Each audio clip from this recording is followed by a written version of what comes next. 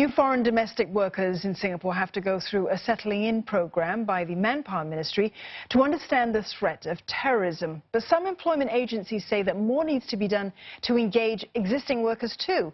And that's after 3 Indonesian domestic workers were detained for terror financing activities. Deborah Wong with this report. Temples, mosques and churches stand side by side in Singapore. Locals may not think much of it, but this facet of Singapore's multiculturalism is highlighted in a lesson on anti-terrorism for newly arrived foreign domestic workers. The 2-day course, run by the Foreign Domestic Worker Association for Social Support and Training, supplements the Manpower Ministry's settling-in program.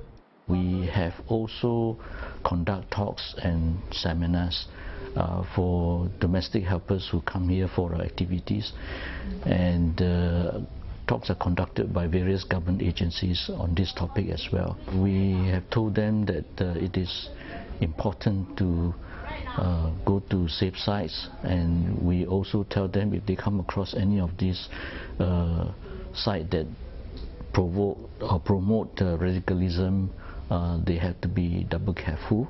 Mr. Sia says the association is working towards making the program mandatory, so no one gets left out.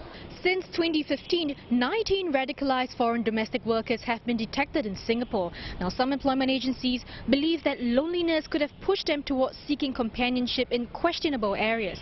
They call on employers and authorities to be more vigilant to their needs. If there's changes in the behavior of the helper or the temperament, for example, secretive use of the internet or becoming isolated from the employer's family or her friends, I think these are the signs that the employers should look out for. When the maids trust the employers, they will confide in their employers and maybe even better consult the employers before they act. Another agent points out that some workers who came to Singapore before the mandatory rest day rule kicked in 2013 were especially vulnerable. They continue with this practice, even though now rest day is mandatory. Once we have the rest day, a lot of other NGO is trying to engage the helpers into positive thinking, skill upgrading, but however these groups, we are not engaging them. Therefore, they feel very lonely. So obviously, the moment they have a handphone, they go into the wrong side, and then they get radicalized.